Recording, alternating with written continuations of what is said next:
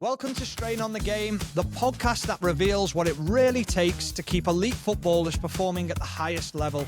I'm Stephen Warnock, former Premier League player, joined by physical performance expert Adrian Lamb.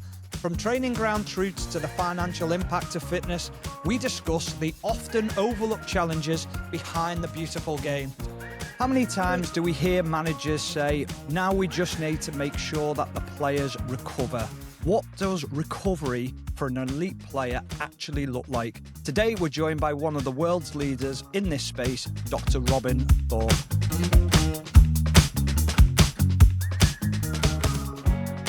Robin, I know you're a listener. I think you've listened to a couple of episodes, but just a massive thank you for coming on Strain on the Game. And if you can just give us a little bit of background as to what you do and how you got into it.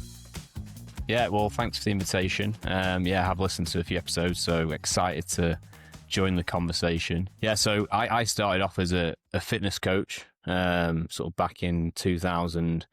I actually did some research related to how footballers respond to matches and to games. So it was actually one of the first pieces of research in football looking at sort of tracking devices, so what we see all the time now, so GPS devices, and then how players responded from a muscle damage perspective, so a general recovery time course. So yes, that kind of gave me a kind of specialism in this area of recovery. And then since I was fortunate to work at Manchester United for a decade during a really successful period as well, and then continued this area of recovery and did a PhD to answer a specific question at the time from Sir Alex Ferguson.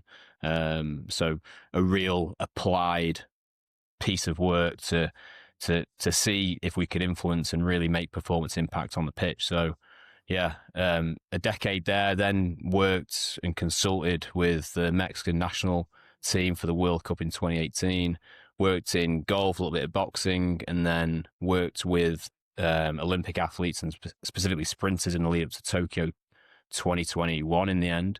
And then again, dipped my sort of feet into different sports in the US, which is where I'm living now. So work in the NBA, in baseball, and then took up a leadership position with the Red Bull Group in LA sort of 4 years ago now. And most recently now I'm consulting both in the US and in the UK and Europe, working on specific performance gaps and challenges with top teams. So yeah, that's a kind of a whistle stop tour of my career today. And yeah, not bad at all. Very impressive. Yeah, I think the interesting thing that when we talk about things on Strain on the Game is we're trying to get little nuggets of gold and pieces of information. But I think the one thing that is probably the most obvious question is what does recovery actually mean? Start off with the broad questions. Yeah, they're probably the toughest to answer. But yeah, no, it's definitely a valid question, because I think particularly in professional football now, there's probably a little bit of confusion about what recovery means, and we're probably at a position where it's getting oversimplified in some areas, and then probably being labelled too complex in others. But okay, I think in the most simplest way, and it's not just in football, any type of training, exercise, or even psychological stress, we have that stimulus, that stressor, and then we have this sort of temporary reduction in function and this fatigue.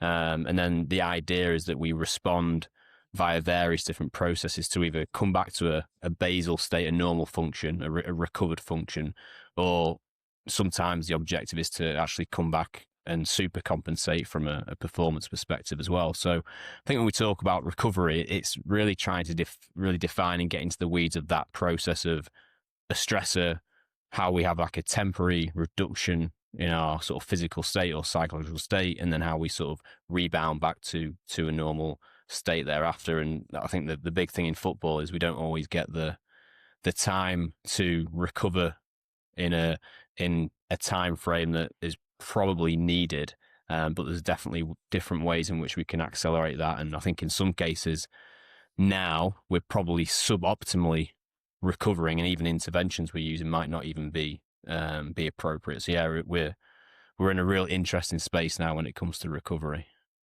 So with your research into recovery, when if we're looking at football, because that's what we've been talking about predominantly on the podcast, but how many sections of recovery do you split it into sections? Is there different ways of looking at it? Yeah, absolutely. So that's, I mean, one of my kind of the first sort of sins when it comes to this area is when, whether it's practitioners, players, coaches, when they see kind of recovery of this one thing, this one sort of entity that kind of either is good or bad, or there's a directional change of going low to high or high to low, because there really is subcomponents of recovery, and a good way to explain it is from a training perspective. So we know that we don't really just talk about training in one sort of entity, and we have the different in football. You've got, whether it's endurance or the aerobic system, there's speed, there's all that kind of stuff. So it's really logical that we have to start thinking about recovery in that way, because those systems that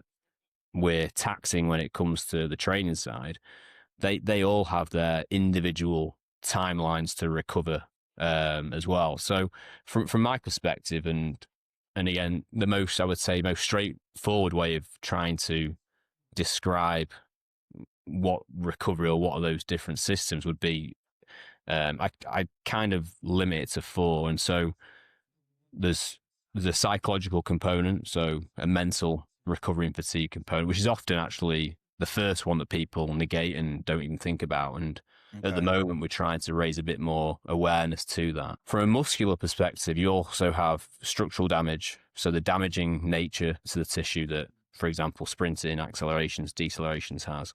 But then you also have the metabolic side, so oxidative stress, things like that. So they're sort of 2 when it comes to the muscle. And then the 4th one is around the nervous system. So like, how much does the central nervous system perturbate or change following potentially the culmination of the previous 3 that we've described? So I think it's most straightforward now to think about those 4 areas. So psychological, structural damage, metabolic-like fatigue, and then nervous system fatigue. In terms of time frame there, Robin, with those 4 different components of recovery, and we began by talking about managers saying we need to recover after a match. In terms of match day load, how quickly does the player recover in each of those different areas? Yeah, so I mean, if we take kind of like a technical model, because I think one of the big things we have to talk about is around like the individual differences and how that can change game to game or week to week. But one of the first things that happens is this kind of inflammatory cascade. So we'll have a lot of the time in football, if you've had that kind of sprint-based nature or acceleration, deceleration, you had a bit of tissue disruption, you're going to get an inflammatory peak directly after the game. So that's probably the first thing that we want to try and understand, first of all, of what's the extent to it. And again, you might be a centre-back and you've won 5-0 and you've not really had to do much. So the structural damage for that player might actually be quite low. And that's the first thing we need to think about, because if we're going to recover that example, so a winger who's done this a lot of sprinting up and down the wing, and then a centre-back who's had a cigar out the whole game, that's the first port of call. These 2 players are going to probably have a different need when it comes to recovery. So that's something that I think that we're probably at a time point now where it's a blanket intervention or modality for players, and I think we really need to get into the detail, and that can also start from understanding what they've done in that game, like I've said, and using optical tracking. If some teams are using GPS in the game now, so you can probably get that first bit of insight straight away. Yeah. So I think that would be kind of the first thing that you'd look at. Does that come down to cost then, Robin, as to how you do it individually, or is it just time, looking into the data more than anything? Yeah, I mean, that's a great question. I think it's probably a mixture between cost, time, and expertise as well. Because I think if you're a one-man band, which we've all been a one-man band in a team at some point or other, yeah, like it's probably very difficult to go around sort of 15 to 20 lads or ladies and be like, right, you do this, and this based off what we've seen. So I think there's got to be an intuition at that level, of course. But yeah, I think it's probably a mixture, Stephen. And I think if you have the the resources and the time, then there's maybe not an excuse not to go into this level, particularly if you teams now who are going to go into this kind of November period off the back of a third international break, going into probably like some teams, I think maybe Arsenal are going to be playing every sort of 3 days for a period of time. So, yeah, this is where I think that in the last, so when I started, which was sort of 15, 18 years ago, I don't think this area is really kicked on to where it should be right now. And I think we're probably leaving a lot of... It's interesting, isn't it? Because you think of, I mean, I think back to my time of playing, and I think there was small staffs. I look at when the coaches arrive now, and I say coaches, we all used to be on one coach, and that was the team, the staff, which included the physios, the masseurs, the manager. Now there's a team bus and then there's a staff bus because there's that many on board. And that really surprises me that you say it's not really evolved that much, because I think other sides of the game have. Whereas I'd say this is the most important part. Well, it is the most important part from behind the scenes. No, absolutely. And it's funny you mentioned that, Stephen, as well, because there's some of the work that I've done recently, I kind of start, and this is more kind of from a holistic perspective of performance or sports science, whatever that is, but it kind of goes from the 1950s. It's like the team photo every 20 years from the 50s. And then you get to the most recent one I put is like, it's just Pep. So it's Man City, it's just Pep and the players. And it's because they can't fit all the staff on the team photo. So that's also a good example of, it's not because they haven't got any staff and it's just Pep. There's got too many, but has the knowledge and intelligence also got to the level where it's been, we've got all these resources and people, has that also meant better decision making? Maybe not, particularly I think in this area. And I think that's probably because I think in our like man and Lammy's world of performance and sports science, or whatever you want to call it, I think that there's been a time where, and it was when like tracking became so sort of easy to do, and it was right, you know what, stick a GPS unit on a player, which they do now, it's the norm. Like, I remember back in 2010, and you'd have players, I remember like Berbatov as an example, and like he was like, I'm an old-fashioned player, and it's like, well, we want to try and just track to see how much of this external load, what type of work you're doing, so we can make better decisions. But at that time, for us, we had to really work hard at convincing the players this was there to help them. And I just think maybe it's become very easy now for practitioners, right? We're just going to use tracking devices, and then we're going to because we don't like to ask players maybe to do more and maybe test. And I think the word test is the wrong word, but that's another conversation. But I think that now we're extracting everything we can from these singular devices to answer questions they were never maybe meant to answer. Yeah, because I was on, I was doing a radio show on 5 Live a couple of weeks ago. We had Danny Welbeck on, and we were talking about the age that he's at now and how's he improving as he's getting older and what he's learned. And I was saying to him, do you wear a whoop? Because I've started wearing a whoop. And he was like, no, I don't want to know. He said, because if I wake up and I've not had a good sleep, mentally it's in my head. But there's that element for me where I'd like that information. Yeah. Because you didn't have that certainly when I was playing. But I think the more information you can get and the more you can adapt to get to it. But then is there an over-reliance on the too much data? Yeah. And also what type of sort of personality and like profile that player is. Like, I remember at my time at Man United over the 10 years, you'd come across all those types of personalities, the ones similar to you who like, I wanted every piece of information, every piece of data that to then I know I'm making the best decision. And then you've got the ones who are not interested and they just want to be told what to do. And then you've got the others who just like, they don't want to know, they don't want to be told what to do. They're in their own kind of rhythm. And I think that's where the art of our roles comes in, and like knowing when to push, when not to. Absolutely. But yeah, I do think though with the now, like these younger players who are coming through, like they're also bringing technology and wearables to the table. So there's a lot of players now, as you mentioned, who will be off their own back choosing to wear a tracker or a device. And the question then is, how integrated is that with the current staff in the team? And are you then going to start seeing sort of a difference in what these sort of outcomes and what our recommendations are going to be. So yeah, it's going to be a quite interesting time, I think, for the future to see how this develops and whether it kind of we all become sort of slave to the stats, or or whether or not we can give it the nuance it kind of deserves. Yeah, I think one of the... Oh, go on, Lemmy, you go. Just going back to that idea of evolution. We talked about the evolution of the physical demands of the game. The time that you've been involved in the sport, you've seen the physical demands change. How has that impacted on the recovery protocols that you would recommend and prescribe, and has that evolved as well?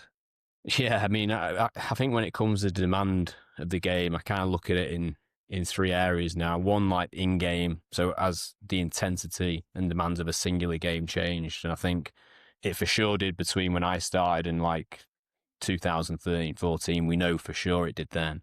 And then from then till now, certain positions it seems like it has, and certain positions it may not have done. But for those players or those positions where the demand has increased, then we're now having to equip players with the tools physiologically to deal with that. So not just to do it, but then how do you end up being robust enough to do it multiple times? I think that's the second piece, is from a football calendar perspective, like if you take post-international November period up until Christmas, that's probably one of the, again, intuitively and just from experience, that's kind of one of the times we were like, right, we're in the dreaded November period. Like, we've got players who've just come back potentially from Mexico on a Friday. They've got to play on a Saturday. Then they're playing every 3 days till Christmas. You get to Christmas and then you're playing potentially 2 games in less than 48 hours, Boxing Day to the 28th, for example. Now, the third piece is that we have this now season-on-season load and stress, where you've got players, whether it's Real Madrid or Chelsea, who have played sort of European Championships, Club World Cup, and then World Cup again. They're risking playing potentially 3 to 4 years with no real break between seasons. That's, for me, the most alarming risk of this topic. FIFA are throwing everything they can in, aren't they? As many competitions as they can. What is the optimal time off for a body to recover at the end of the season? And what's your advice, or what would your advice be for that? Yeah, I mean, it's really difficult to kind of give like a set time, but the FIFA Pro actually did this survey recently where they asked 70 experts, and they said, right, they tried to get a consensus of what would be the time off between seasons, and I think it was 3 weeks was like the minimum amount of time between seasons you should have to rest, and so outside of preparing for pre-season, etc. So I think sometimes it can be very difficult to say a set time, but it's got to be enough time for players to have complete rest, and it's, I think, from that kind of one of those 4 pillars of what I sort of see recovery, like from a nervous system perspective. If you've got this ongoing stress mentally, physiologically, from a muscular perspective, and also a nervous system perspective, like that's going to take a huge hit to the central nervous system, and so I think there's got to be that break between seasons. So I think that 3 weeks minimum, I think, is something that I think is definitely appropriate. Can you just elaborate what you mean by the central nervous system when that's affected? Yeah, so if we go back to that kind of recovery definition of, you have this stressor and you go into this short-term temporary fatigue state, you're probably in a very sympathetic, dominant state. So basically the sort of fight or flight response you're kind of on, and that's showing the stress to the whole system. So the best way, or the best kind of broad state that humans can be in to start to recover in the various systems, is to be in a parasympathetic state. So if you're wearing Whoop, like you say, that would generally be indicated by a higher HRV on your Whoop to your norm. HRV is probably one of the most complex things that we won't go into, but we want to try and be in that kind of general like vagus nerve state, so that parasympathetic state, in order for those systems to recover optimally.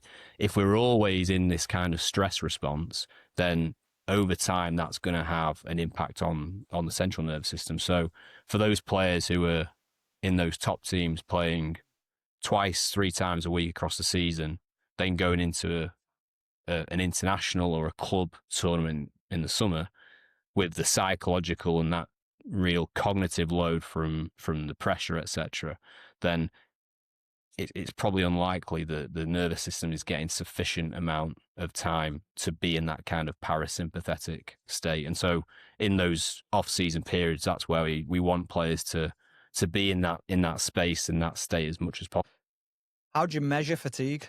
Oh, yeah. So this story started off. So when I first started at Man United, and so 2009, and Sir Alex would always ask the performance department, which was led by Tony Strudwick, and it was great like, guy. Yeah. So he was like, he was the best. He was the best I ever had as a fitness coach. Sorry, Lammy, I'm joking. Whoa! I'm still here, you know. I just wondered. I know he was amazing. He's like a great mentor of mine as well. But so the gaff would always ask him and the staff, like, are the players ready? And like we intuitively could give him an answer. But that kind of was the trigger for my sort of PhD into basically answering the question, are the players ready to play? So the idea was via this like very, I would say, thorough, detailed research process, which took years, was basically to answer that basic question from a key stakeholder. And that's going back to where I think maybe larger staffs and maybe how effective we've become has not been in line. It's maybe we're not answering questions from key stakeholders like the coaches and the players, because I think that's where it starts. Sports science and performance starts from like, how can we improve performance, human performance, like via these methods, but it's got to be relevant. So that, although my research went into the depths and details of some of those pieces, the end of the day, it was, can we give the gaffer more information, intelligence about who's ready to play? So back to your question, it was about, let's get all these different tools, some of which you get from your Whoops, and some now that are very consumer based and everyone has access to them, and some that are very quite basic. So in the end, we found that subjective ratings, so asking players generally how they feel, but not just having a conversation, trying to encapsulate a conversation on some sort of quantifiable scale was the most effective. Yeah, like hands down. So some of the nervous system stuff we already spoke about. So HRV was also like reasonably effective when real high loads. So what we found was that like a lot of the high end sort of high intensity work, and if players went through, whether it was training sessions or games where there's a real big demand in the game, we'd see this nervous system shift. And also we looked at sort of tissue extensibility. So typical physio measures or tests that a physio would do around hip, groin, hamstring, lower back. And then we also looked at some sort of force producing measures. So can your hamstrings, groins still produce the same force as they would in different phases of training, for example? So yeah, those were kind of the measures that we would look at. And it wasn't just one measure. I think the key take-home message was you've got to ensure that you're clustering a range of measures and understand that some of them are also giving indication of a different recovery system. So going back to that kind of 4 areas of what we think recovery is, well, if you're going to measure like a tissue extensibility or a physio measure, that might not be giving you information about metabolic fatigue, for example. So it was really a process of matching the right tool and measure with that system. So that was always in mind. And when we came to reporting some of this information, the manager might just get either a yes or no answer, or an answer on a 0 to 100% scale. But from a medical staff and performance staff, there'd be a lot of detail. And so we could then say, well, this player, there's a change outside of his norm when it came to how he's feeling from a soreness perspective. Yeah. HRV's really sympathetic, and there's maybe a reduction and an increase in pain in his hamstring extensibility. For us, that meant, right, great, we know what to do now to improve those systems. So just on that one, Robin, did you ever encounter any issues with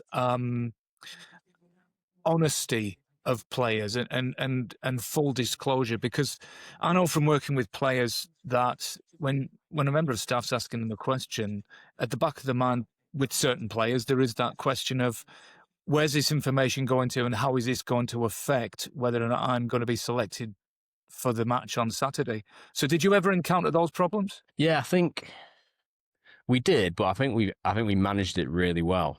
I think that, and I'd say the first part was, so we'd started this project in 2009, but the 2012-13 season, we had the highest number of players above 29 years of age compared to our competitors. So we'd seen that, and the management had seen that. And so that season, there was a large focus on, well, if we have this demographic of players, then surely being world class at recovery and ensuring these players are good enough to keep going and going and going is going to be a performance edge or an advantage. So in pre-season, I remember, and we had it was a staff sort of player meeting, and Struds stood up there and said, right, this year this is a big focus for us, and that gave it, and like I say, the gaffer, the management team were there, so that gave it that,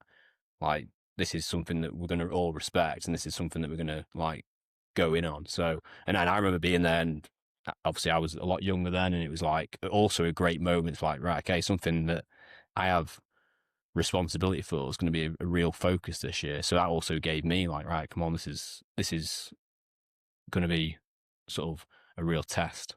With that group of players then that were so successful, was there any key players that were helping you along and pushing it and making sure that the younger players were buying into it as well? Because I think often you've got young squads, but your senior players are the ones that help drive your information, aren't they? And help drive that push for it. Yeah, no, absolutely. And that dressing room that I sort of went into, and I was like 23 or 24 at that time. That was a Gary Neville, Rio Ferdinand, Paul Scholes, Ryan Giggs.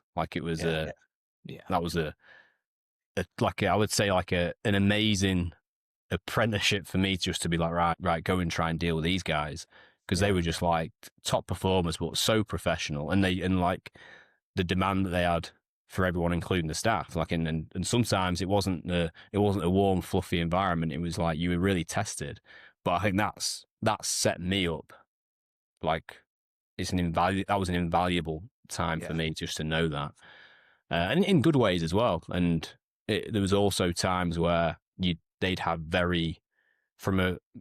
how they recovered their own bodies. They had a lot of those players were coming to the sort of tail end of their career, so they had very established ways of recovering. And so that was also, well, do you go in and try and change things, or do you go in and try and massage a way of showing them that there could be some 1%ers here and there? And there were some good examples of that. But I think back to the question around, I think if you're going to ask players subjective ratings, it's considered very basic, and usually it's maybe nowadays it's an intern who does it, or it's, we'll just collect it, or there's an iPad stood there, or they get a push notification to the phone. And no shit, it's going to fail.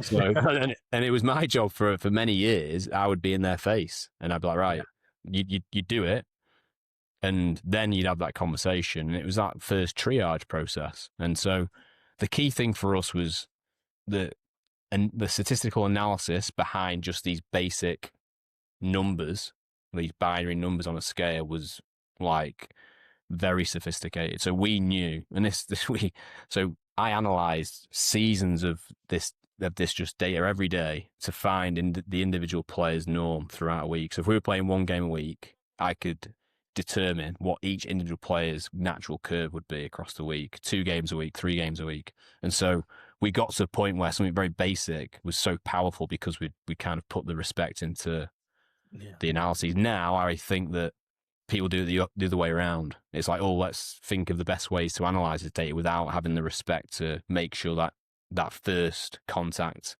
and question is done right. Do you think a lot's changed from, well, certainly from your time at United in terms of what the players are asked to do away from the game now, the commercial aspect? Because when you're talking there about monitoring data, and I'm thinking, okay, but how do they recover now? Whereas there wasn't that obligation to do 4 or 5 interviews a week, a commercial shoot and things like that. And some players are now traveling abroad doing a shoot for commercial sponsors and then flying back in that day. And I think, how would you monitor that? Yeah, well, yeah, no, exactly. And that's where, and it goes back to what we discussed earlier on about sort of GPS and the train load measures that are now quite everyone's accustomed to. Like, that's not going to give you all the answers. So you could do 1,000 meters of high speed running this week, do it next week, and you could respond completely differently because of those aspects, the social, the psychological, all these different things that go on. And in our world, we kind of term that as allostasis and the allostatic load. So you might recover normally from a physical perspective, but this kind of other stresses that are going on, like various interviews or social stresses, can really change how we respond and adapt. So it's massive, and this is something that still not is that well understood, and I've been kind of barking about this for many years, and I think this is why monitoring recovery is probably more impactful than monitoring the load itself when it comes to determining if a player is ready or they're adapting well. So, and again, that another good example, like when we first started and we would do recovery sessions day after a game, very private. It was like we might be playing Man City on the Saturday, and if we'd lost, we'd be in the next morning, sort of on a Sunday, and there'd be no one else around. It'd be focus on the recovery session. That was the culture at the time. And then a few years later, we would have commercial partners coming to watch training. And so one manager at a time, he didn't want, from the management's perspective, want that commercial eyes or that social kind of stress anywhere near the game. So the reaction was, well, let's put it the furthest away from the next game, which was then, well, do on a recovery day.